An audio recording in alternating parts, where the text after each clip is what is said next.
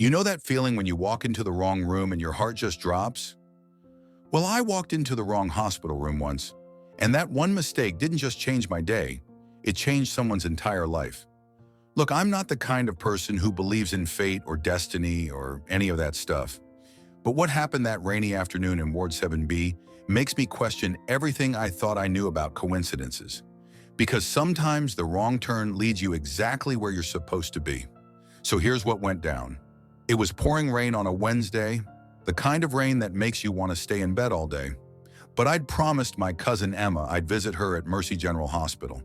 She'd just had surgery on her knee the day before, tore it pretty bad playing soccer.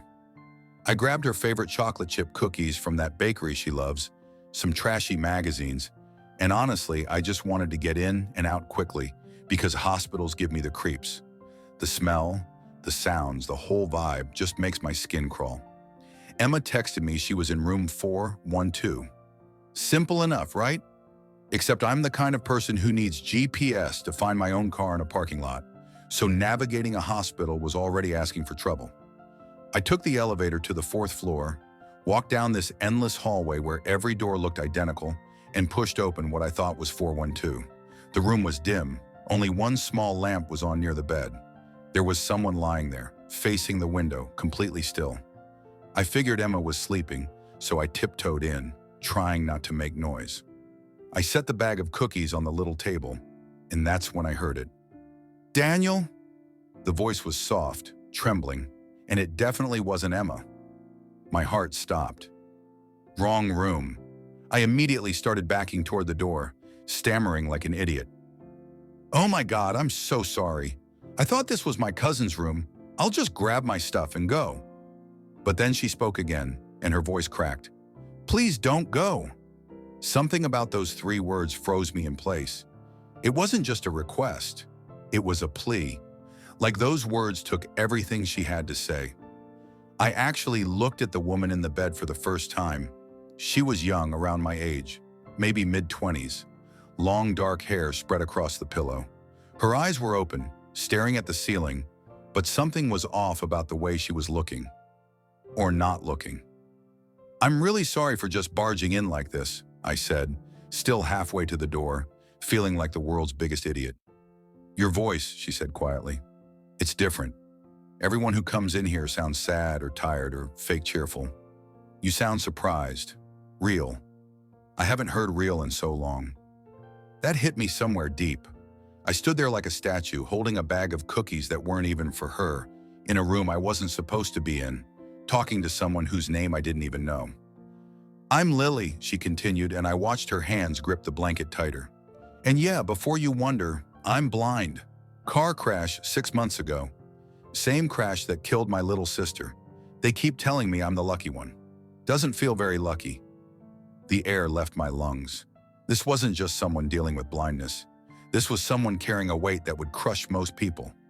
I could hear it in every word, see it in the way her whole body seemed to be bracing against invisible pain. "I'm Ethan," I finally managed to say, "and I really thought this was room 412. "It is 412, she said, and I caught the tiniest hint of something almost like amusement. "Your cousin probably gave you the right number. You're exactly where you're supposed to be. Right place, wrong person. Story of my life." I should have apologized again, found Emma, and left. That would have been the normal thing to do. But watching Lily, seeing how her fingers trembled against that blanket, hearing the loneliness wrapped around every word she spoke, I couldn't make my feet move toward that door. "Want to know something?" she said suddenly, her voice dropping to almost a whisper. "I can hear everything now. Like, everything. The nurses think I can't hear them talking outside my door about how sad my case is. How tragic. Poor girl lost her sight and her sister. I hear my dad crying in the bathroom down the hall every time he visits. He runs the water so I won't know, but I know. I hear my mom's footsteps getting slower each day, like walking to my room gets harder every time. I hear the pity in everyone's voice when they talk to me now. Like I'm made of glass. Like I'm not even a person anymore. Just a tragedy." A tear rolled down her cheek, catching the light from the lamp. She didn't wipe it away. Maybe she didn't even know it was there. My throat tightened. I pulled the chair next to her bed and sat down, the legs scraping against the floor, way too loud in the quiet room. She turned her head toward my voice so fast I knew she wasn't expecting that question. What? You said everyone talks at you, not to you, so I'm asking. What do you actually want to talk about? For a second, she didn't say anything. Then her whole face changed. Anything. God, anything that's not about the accident, or Emma, or my eyes, or being strong, or adjusting, or any of that. I just want 5 minutes where I'm not the girl who lost everything. Is that terrible? That's not terrible, and I said, that's human. And that's when everything started. We just talked. About normal stuff at first. She told me she used to paint, like really paint. She was studying fine arts, had a scholarship, was supposed to have her first gallery showing last month. Had spent years perfecting her technique, understanding color theory, light and shadow. I was painting the day of the accident, she said, her voice getting distant. Emma and I were going to get supplies for my showing. She was only 17, so excited to help me. She kept talking about how proud she was of her big sister.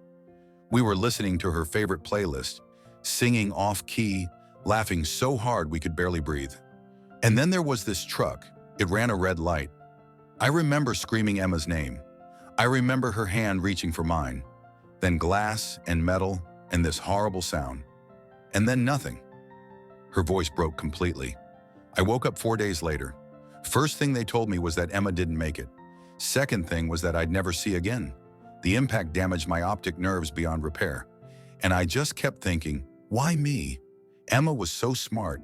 She wanted to be a teacher. She loved kids. She had her whole life ahead of her. And I'm just someone who paints pictures. Why did I survive? Why is she gone? Tears were streaming down her face now, and she was shaking. Not just crying, but breaking apart. I reached out without thinking and took her hand. She gripped it so hard I thought my bones might crack, like she was holding on to keep from being swept away.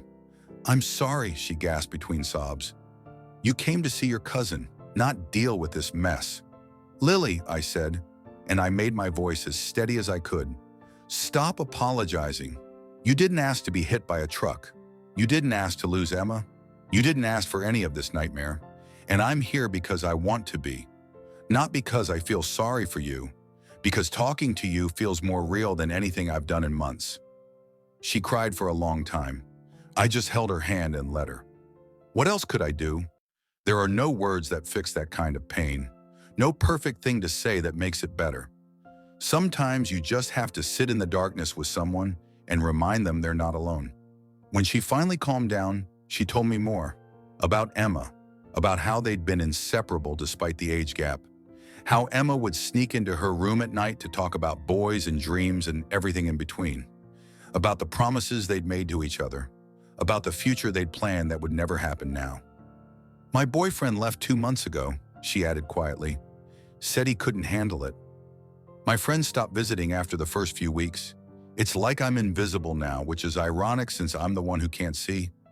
My parents are drowning trying to take care of me, and I hate it. I hate being a burden. I hate that my life is over at 24.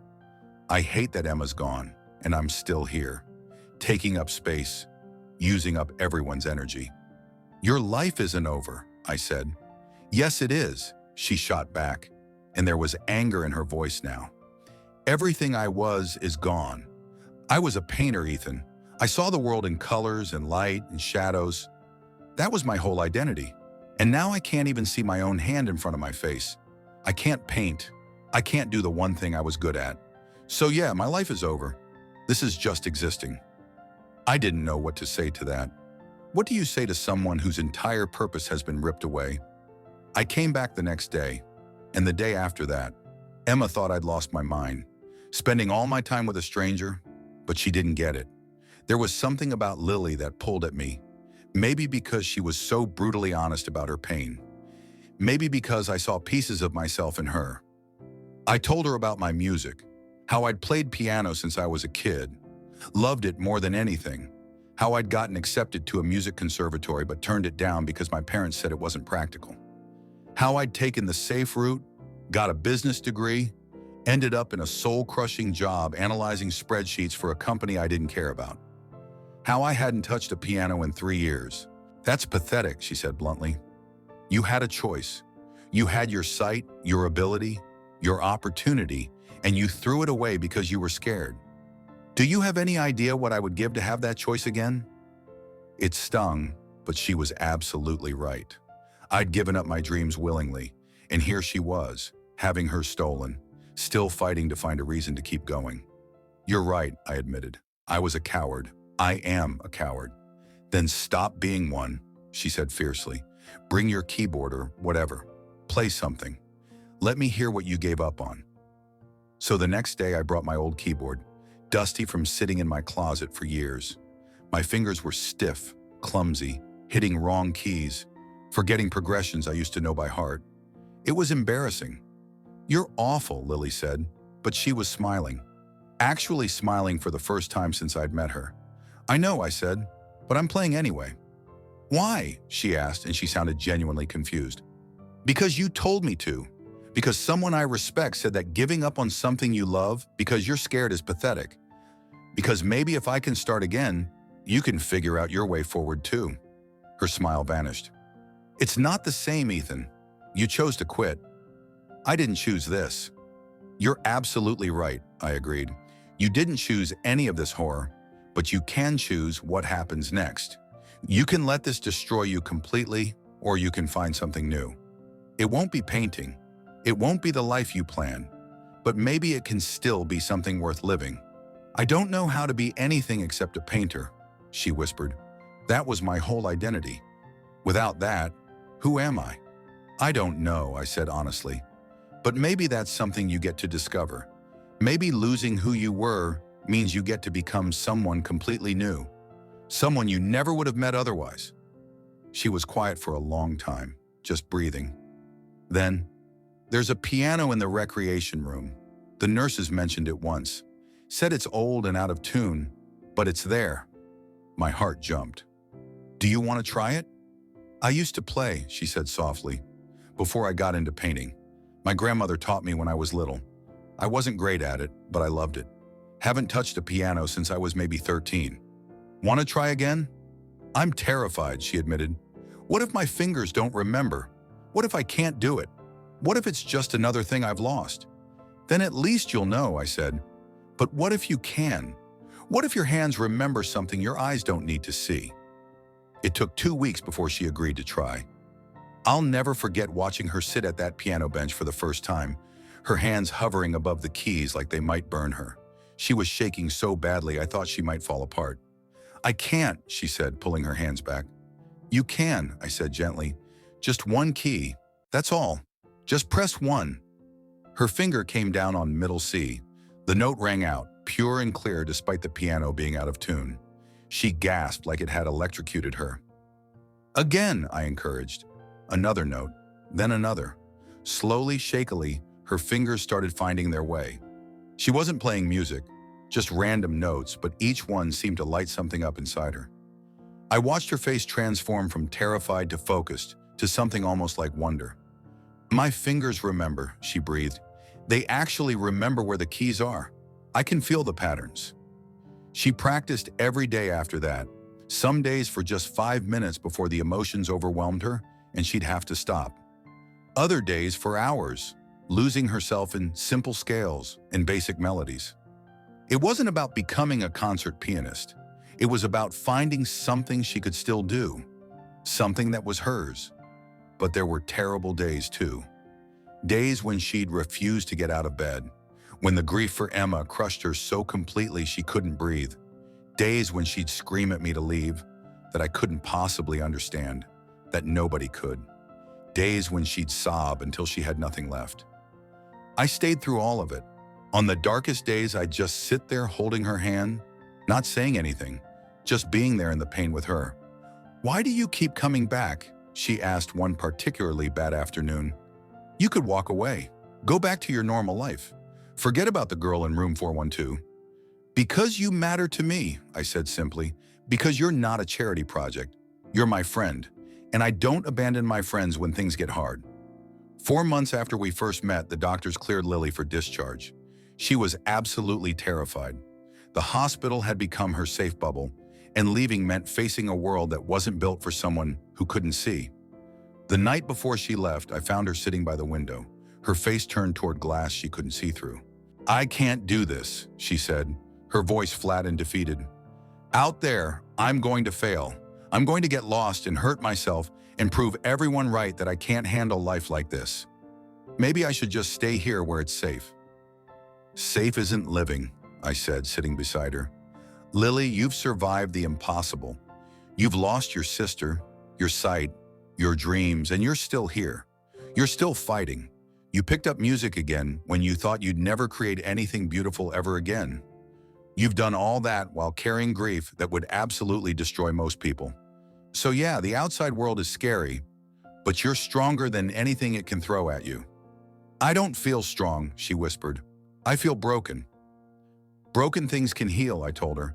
"They just heal into something different, something new, maybe even something better." She left on a Thursday morning. Her parents were there, her mom crying happy tears while trying to be strong, her dad's voice thick with emotion as he helped her into the wheelchair. The nurses who'd cared for her all those months were hugging her goodbye, telling her how incredibly proud they were of her courage. Before she left, she turned her face toward where I was standing and reached out her hand. I took it. "Thank you," she said, and her voice was shaking, "for walking into the wrong room, for staying when any sane person would have left, for seeing me when I couldn't see myself, for giving me music back, for giving me a reason to believe my life might still mean something." "Your life has always meant something," I said, and I was fighting tears now too. "You just needed someone to remind you." She hugged me so tight I could barely breathe. "I'm going to make it," she whispered against my shoulder. "I'm going to actually live. For Emma. For me. For everyone who believed I could when I didn't believe in myself." "I know you will," I said. "You're too stubborn not to." That was 3 years ago. I'm standing in the Riverside Community Center right now, in a room packed with people, watching Lily take the small stage. She's wearing a simple yellow dress, Emma's favorite color. Her white cane is folded beside the piano bench. Her hands find the keys with a confidence that still amazes me every time I see it. The room goes completely silent. She starts to play, and what comes out is absolutely breathtaking. It's not classical music or anything complex. It's something she composed herself, something she calls Emma's song. Every note is filled with love and loss and hope and pain, all woven together into something so beautiful people in the audience are already crying. I watch her face as she plays. Her eyes might not see, but everything she feels pours through her fingers into those keys. She's not playing despite her blindness. She's playing through it, transforming her grief into something that touches everyone who hears it. When she finishes, there's this moment of absolute silence. Then everyone erupts. People are standing, clapping, some openly sobbing. Lily stands and bows, and her face is radiant with joy and sorrow all mixed together. After, in the quiet room behind the stage, she finds me immediately by the sound of my breathing. She's learned to recognize it. "You came," she says, smiling that smile that still lights up every room she's in. "Like I'd miss this," I tell her. "Lily, that was incredible. You brought the entire room to tears." "I never thought I'd be here," she admits, her own eyes glistening. 3 years ago, I wanted to die. I begged God to take me instead of Emma. I thought my life was completely over, and now look where I am." "I'm looking," I say softly, "and I see exactly what I saw that first day in room 412. Someone extraordinary." She reaches for my hand, holds it like she used to in those hospital days. "I have news. Remember how I thought I'd never create art again? Well, I'm not painting anymore, but I'm teaching piano lessons for people who've lost their sight. I'm starting a program called Emma's Light to help people who are drowning in darkness find their way to music, to give them what you gave me. Hope." My eyes fill with tears. "Emma would be so proud of you." "I think about her every single day," Lily says, her voice thick with emotion. "Sometimes it still hurts so much I can barely function, but I'm learning to carry her with me, to let my love for her push me forward instead of pull me under.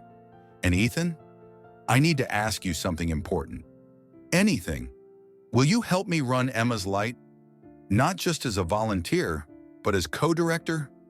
You gave me back my life. Help me give that to other people. I don't even hesitate. Absolutely, yes. She throws her arms around me and we stand there in that small backstage room, two people who met completely by accident and somehow saved each other. Sometimes I think about that rainy Wednesday when I walked into room 412 by mistake. How close I came to just leaving when I realized it wasn't Emma's room. How different both our lives would be if I had. Lily found her light again after losing everything. But here's what I don't talk about much. She saved my life too.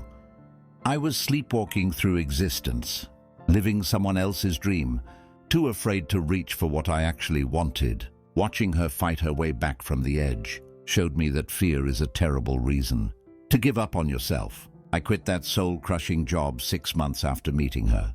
Went back to school for music therapy. Now I work at Emma's Light full-time with Lily. We've helped over 400 people learn to navigate their new reality through music. Every single person we help is proof that the worst moments don't have to be the end of the story. Lily still has hard days. Days when she misses Emma so intensely it physically hurts. Days when she wishes desperately she could see a sunset or her parents' faces or the keys under her fingers. Days when the grief feels too heavy to carry another step. But she's learned something powerful. You can carry sorrow and joy at the same time. You can honor your losses while still choosing to build something beautiful. And me? I learned that sometimes the most important moments come disguised as mistakes. That showing up matters more than having the right words.